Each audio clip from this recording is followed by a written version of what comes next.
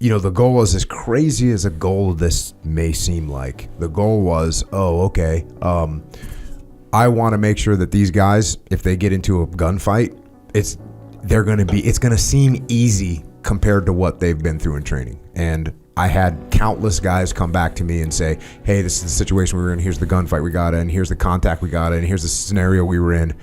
And they were able to handle it exquisitely because the training, the land warfare training that they'd been through and the urban training that they'd been through was so hard that the actual combat seemed easy. Now, obviously, can you simulate someone actually getting wounded or actually getting killed? No, you can't. But as far as, especially from a leadership perspective, understanding how to manage all those elements on the battlefield, and then the young shooters being thinking shooters and knowing how to execute, knowing how to operate, knowing how to move themselves, it's just an awesome package that you have this just unified team when they get done with those training cycles. So, and it was nice because in Nyland, they broke us up and just intermixed us with the team. Yep.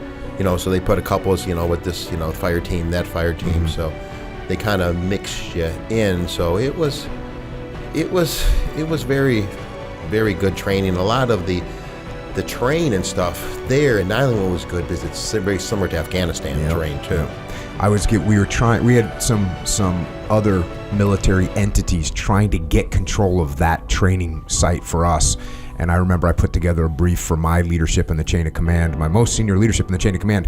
And what I did was I took pictures of Nyland and pictures of Afghanistan, of like SEALs patrolling in Nyland and SEALs patrolling in Afghanistan, and I put together like 5 or 6 of those pictures side by side in a slideshow, and I said, this is the terrain we're fighting in, and this is the terrain we're training in. We can't do any better than this right here, and we need to maintain control of this. And so, yeah, it's almost uncanny how similar those two environments can look.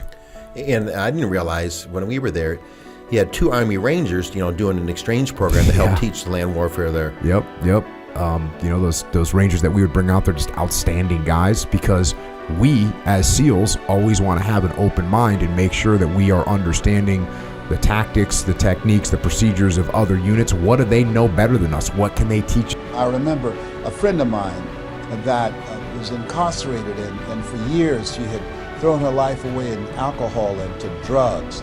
And I said, what was the moment that you turned your life around? She's been sober now for 21 years.